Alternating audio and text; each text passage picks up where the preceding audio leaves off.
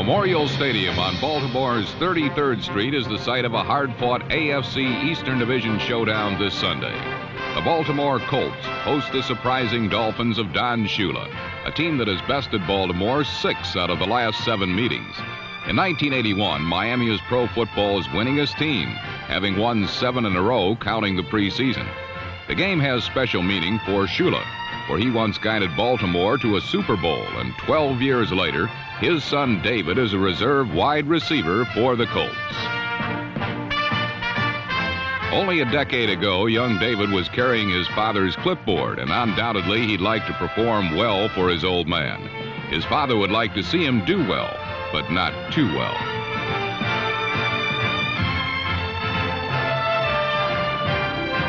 One man who hasn't played too well this season is a quarterback who is known as the franchise in Crab Corner, strong-arm Burt Jones. The old saying is, as Jones goes, so go the Colts. Burt has begun slowly. Baltimore has the worst passing attack in the AFC, and after 3 games, they have managed only a solitary win. Shula's Dolphins, however, are undefeated. The reasons are simple. They lead the NFL in quarterback sacks. Only the Bills have surrendered fewer points, and only Cleveland has fewer turnovers. They are clearly a disciplined and well-prepared team. That's why they sit alone, perched atop the AFC East. It is a critical game for each. If Baltimore can win at home, they'll be only a game out of first. If they lose, they'll be 3 games off Miami's blistering pace. From Baltimore, it's the Dolphins and the Colts on the NFL Game of the Week.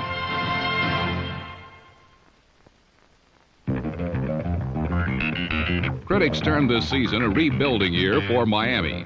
Their sentiments echoed a common theme. Shula is wise in the ways of winning, but his squad is just too young. They were partially right. Shula is smart, but his inexperienced team has proven quick to learn.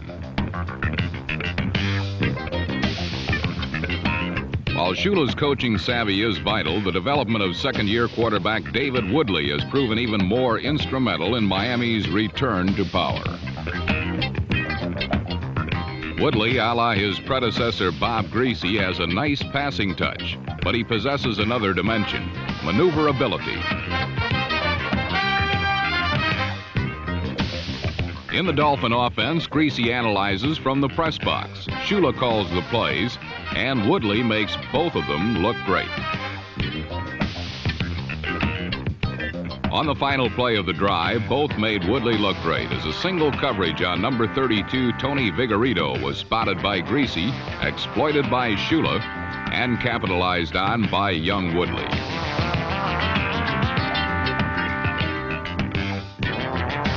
Vigorito replaced injured speedster Tony Nathan out with bruised ribs. A replay shows that Woodley threw a perfect ball, and despite safety Bruce Laird's blanket coverage, there was just no way to avert the score.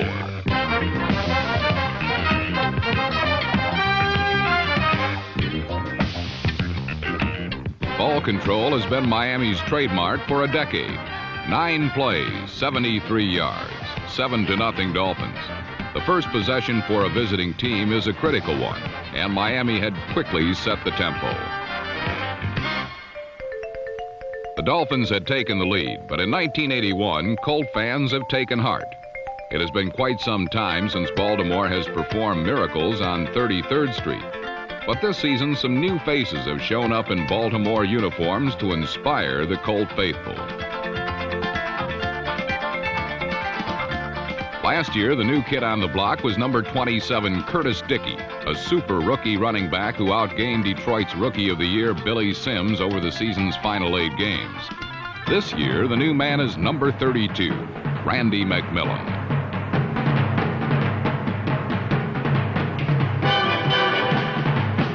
McMillan from the University of Pittsburgh rushed for 146 yards versus the Patriots on opening day to help Baltimore to its only win.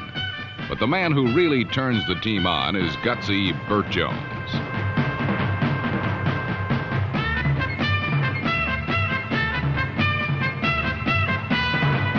Jones' first down was followed by a sad turn of events. Jones was shaken up. The Colts were penalized, and then Burt was intercepted.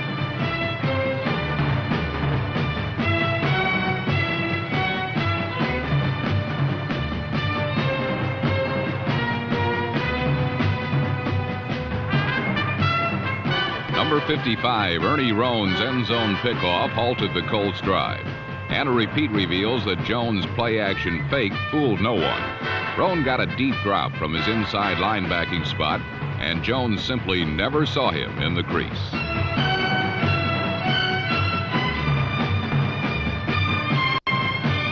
It was Jones who made the tackle, and his reaction afterwards best revealed the Colts' state of mind near the end of the first quarter.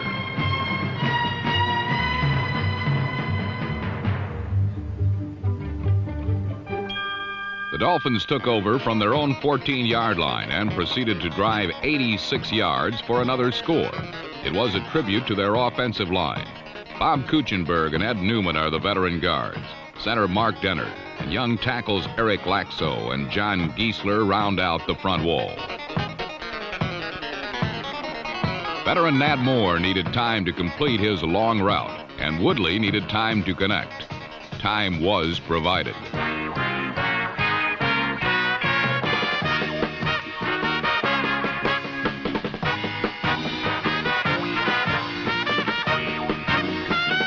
Nat Moore finally went down after picking up 48 yards, and then Woodley, who wouldn't be sacked once in the entire game, relaxed behind the solid Dolphin front and picked on Bruce Laird once more.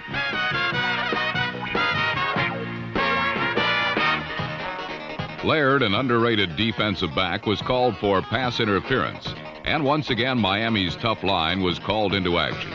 This time to carve out a path for rookie fullback Andra Franklin, number 37.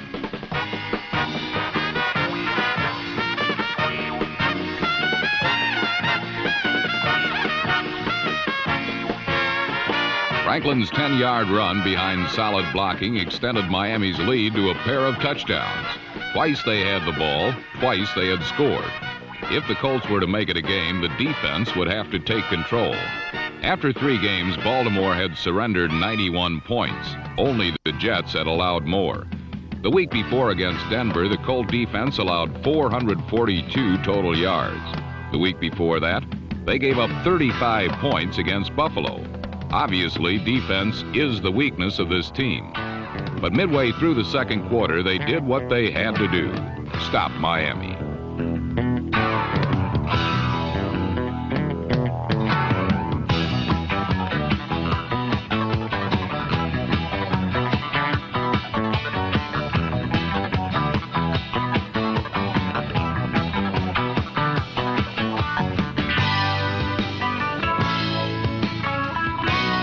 Miami's defense, however, has been outstanding all year long. While Baltimore gave up 91 points coming in, the Dolphin D allowed only 27, and their 16 sacks is tops in the league. They continued to smother Baltimore and Curtis Dickey.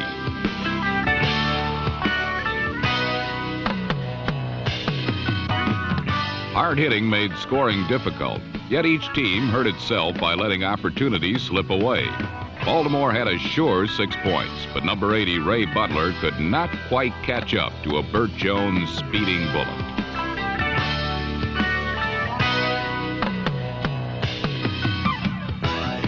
Miami, too, failed to capitalize on what surely would have tucked the game away when Jimmy Cephalo, number 81, dropped a pass that was right in the old breadbasket.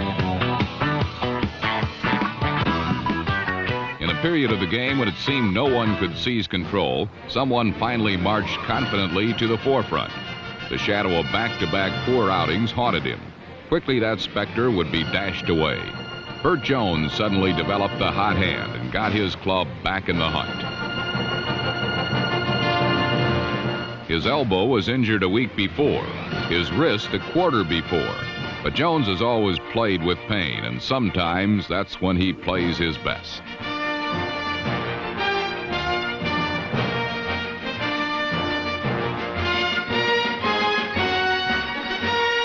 Ray Butler caught up to the speeding bullet this time, and another look shows quite simply that no one in football throws a tighter, more accurate spiral when he's on than Burt Jones.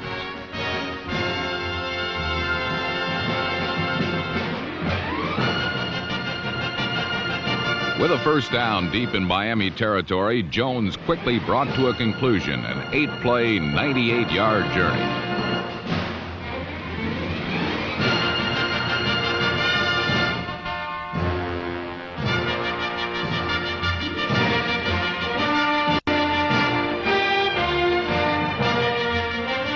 Curtis Dickey narrowed the Dolphin lead to 7, but the real reason for the play's success was Jones. First, Jones looked left to direct the safety's attention away from Dickey. Then his maneuverability bought him time, and a perfect throw bought him 6.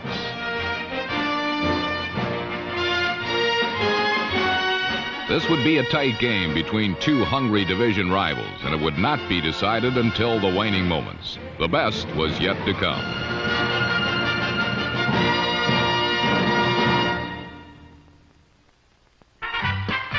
You can see it in his walk. Call it a swagger if you will. It's confidence, and Burt Jones has it.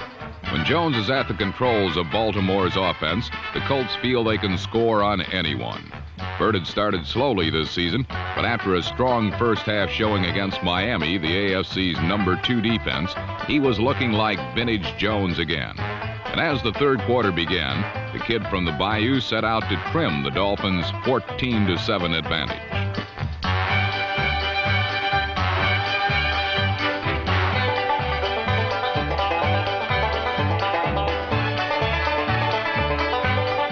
Jones hit rookie fullback Randy McMillan in the flat on Baltimore's first possession.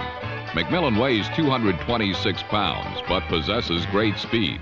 It was just that speed that enabled McMillan to easily conquer single coverage from Miami.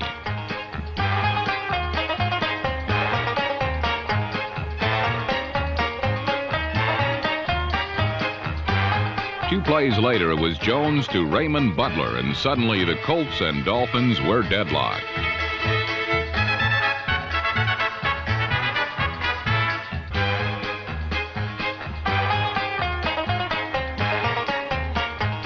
Butler, a second-year pro from Southern Cal, has become Baltimore's big play receiver and would contribute more later in the contest. Another look reveals that he ran a tough corner pattern to get open, while Jones threw over 3 Dolphin defenders to complete the score.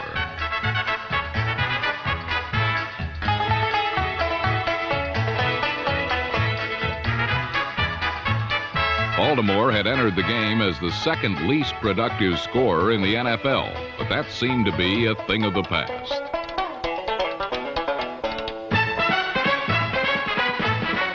Now the young Colt defense braced themselves for the inevitable Dolphin rebuttal, and it came quickly. With Jimmy Cephalo drawing most of the attention, Duriel Harris, number 82, found some open spaces over the middle.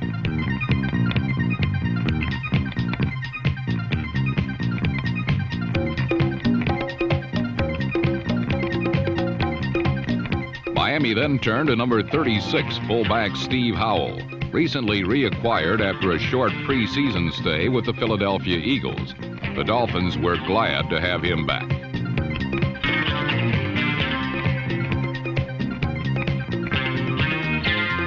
It was Howell's first carry of the season, setting the stage for the first catch of the game by running back Nick Giaquinto, number 35. Quarterback David Woodley had marched the Dolphins crisply in a drive that took 11 plays.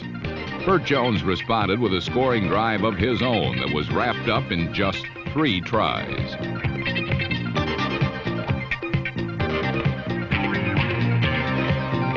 Once more, it was Ray Butler on the receiving end as the Colts tied the game at 21 apiece. Coming in, Butler had caught only 2 passes for 20 yards. This 67-yarder helped inflate those numbers considerably. Another angle of the touchdown shows that Burt Jones never saw the completion of the play. A late hit had sent him to the turf, but the crowd let him know he had done something right.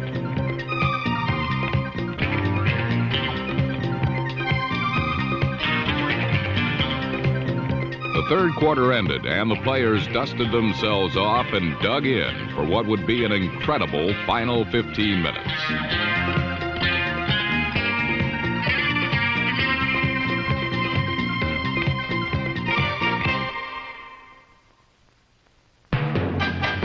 The Colts have one of the youngest defenses in football, talented but occasionally prone to making mistakes.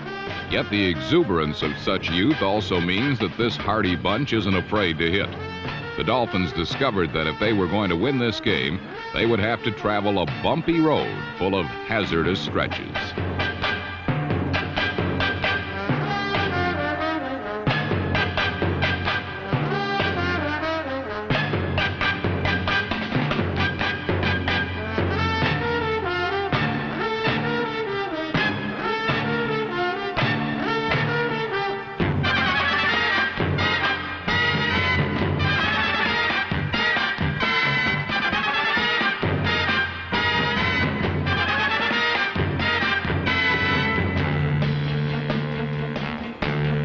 Colts shut him down for a while, but then David Woodley began to find the range again.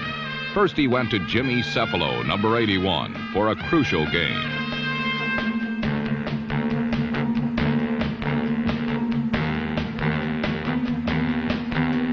Woodley came back on the very next play with a toss to the other side of the field.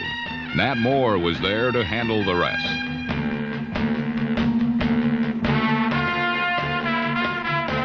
Miami got down to the 1, but couldn't punch it in on 2 tries.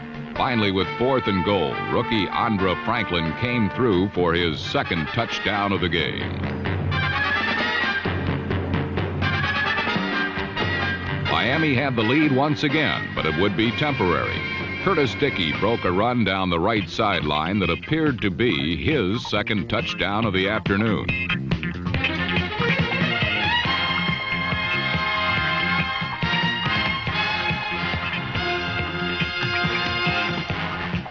Unfortunately for the Colts, Dickey just did step out of bounds around the 9-yard line, as a repeat of the play shows.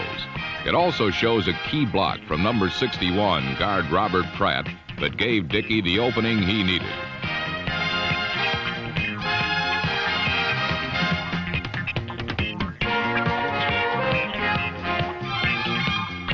Inside the 5, the Dolphin defense was immovable, as fullback Randy McMillan discovered.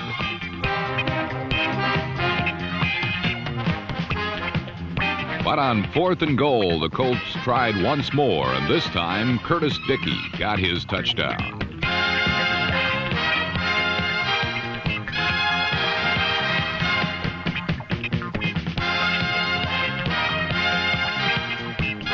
Dickey's 2nd score of the game tied things up with 4.5 minutes to go. But the Dolphins, as they had done before, would come back. David Woodley had been benched the week prior when he failed to move the team against the Oilers. He was determined that would not happen again.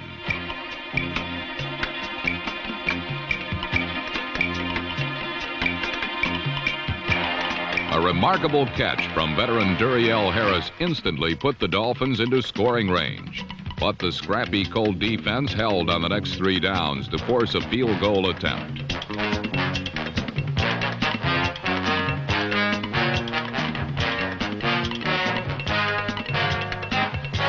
From 27 yards out, kicker Uwe von Schaman drilled it through to make it 31-28. Only 1 minute remained in the game, but the Dolphins had their 4th lead of the afternoon. Now they would have to protect von Schaman's points. To do it, they would have to thwart Burt Jones's last-second comeback feats he has made famous over the years.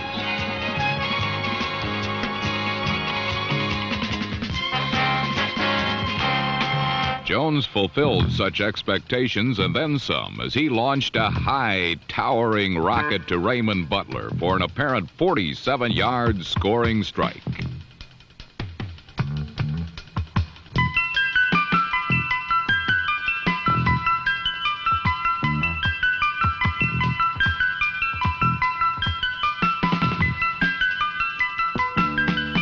Butler beat double coverage to haul in what looked like his 3rd touchdown catch of the game.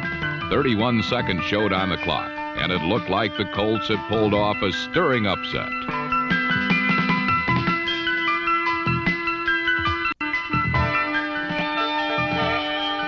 But the end zone celebration was quickly curtailed when the Colts looked back to the line of scrimmage.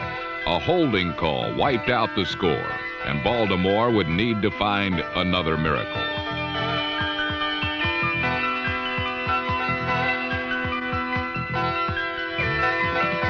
The Dolphins were determined to allow no such thing, and as the final seconds ticked away, Jones was still scrambling, looking for some way to pull it out. But Miami permitted no avenue of escape, and the Colts were finished.